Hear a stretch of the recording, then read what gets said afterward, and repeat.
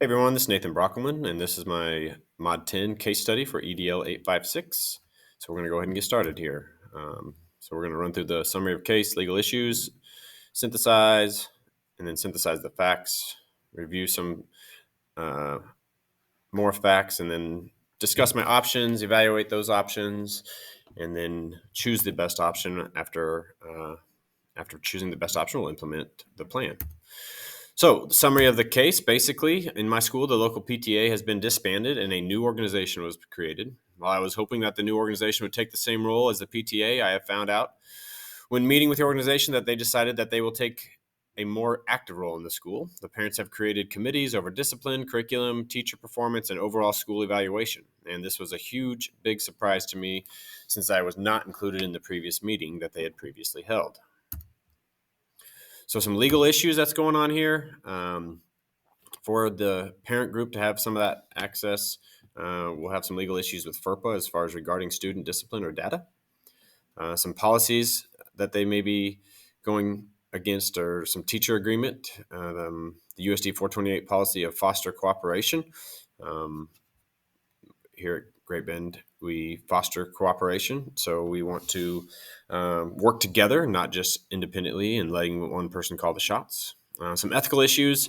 They had an organization that had a meeting without me present and made decisions what they thought was best for the school. And really, they don't really have anything to do with the school other than being parents of children.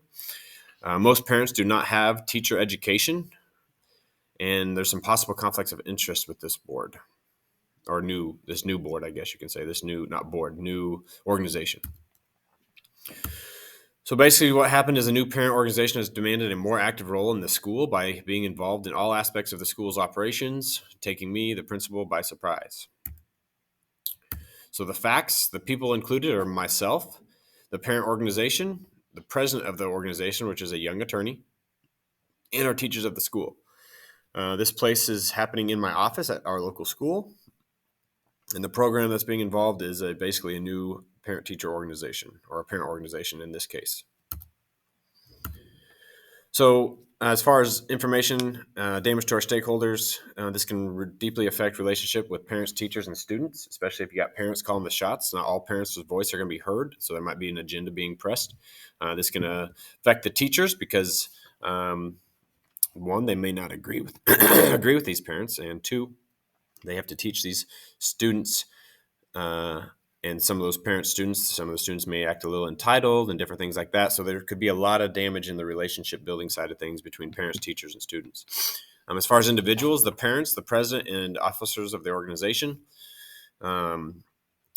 Basically, we have a young lawyer and a group of parents who disbanded the old PTA, and sounds to me like they have a little bit of an agenda to push through. They must not be happy with a few things, but I think there's a better way maybe to go about getting some things done that they see is wrong. The principal and the teachers, and we should probably include the superintendent and the school board. Some unknown info is what the actual board policy is for this situation. The training for parents, is there any training for parents, or do these parents that are on this committee have actually any educational training? And is this truly how all parents feel, or just this select minority group? So my options, the first option I looked at was to just do nothing, allow this organization to do what they want, allow them access to the school and the evaluation system, curriculum, and data on discipline, and then that would in turn grant them more say in the school system. Probably have some upset teachers, maybe some other upset parents because they may not have their say or any input. So that's our first option. The second option I looked at is to have collaboration. Advise them that a faculty representative should be included in all discussions. The organization will not be responsible for evaluations or school policies. They could have some input, but they're not responsible for actually doing them or producing any policies. Discuss possibility of changes to back to school night. I know that was a concern, was back to school night. So hopefully we can look at something like that. And discuss possibility of more involvement in curriculum and input and discipline procedures. Again, this would be an input thing, not actually being involved in making the final decisions. I could also overreact. I could just tell them that none of that will happen. Do not allow any access, and their association will not be affiliated with school. Adjourn the meeting and just ask them to leave. That'd be pretty overactive and pretty harsh, and I'm sure that group of parents would be pretty angry, which could also result in making other parents, board members, angry because of the overreactive harshness of that decision making.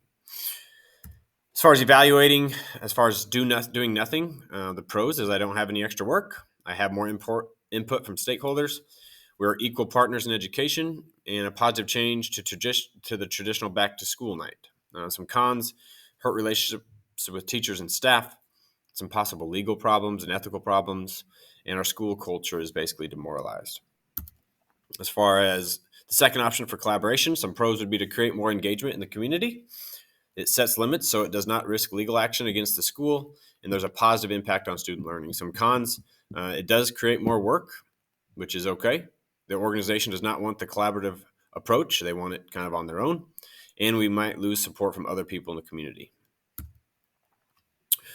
Could overact. Pros: this protects the school from legal action. It shows support for my school and staff, and it has a tough stance on pushy parents. Cons: lose support from parents, cause other problems or pushback from parents, fundraising might go down, and there's a failure to engage the community.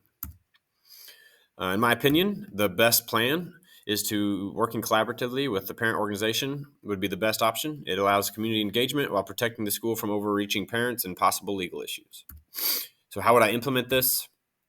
My path would be to first set up another meeting with the organization, including the superintendent. Second, discuss issues with the organization being that involved. And third, make a plan together about how the parents can become more involved, including possibility of input on policies or curriculum, but no decision-making power. Who needs to know? The organization that has developed: myself, superintendent, teachers, and Board of Education. What might happen: hopefully the organization will be understanding and agree to my requests. They might refuse, and it will withdraw support from the school or even myself. Do I need help? This is something that I should probably do without. This is not something that I should do without involving the superintendent board. While I meet with the organization to discuss the issue, this should also involve the superintendent to keep him or her informed of what is happening in the school. Now, if this plan does not work, if the organization refuses, I could split from their involvement and reach out to other parents who would like to join another organization to work together with the school, or basically we could just revamp the PTA and just have my hand a little more heavily involved with some of the decision making, like the back to school night, and maybe be able to work collaboratively with some maybe parents that maybe don't have an agenda on their minds. Overall, I think this plan should work well. It may drop a few of the original new organization members, but I do think that we can get together and come up with a great plan that not only engages the community, but also is a positive impact for our student learning. Thank you for listening, and I hope you enjoyed.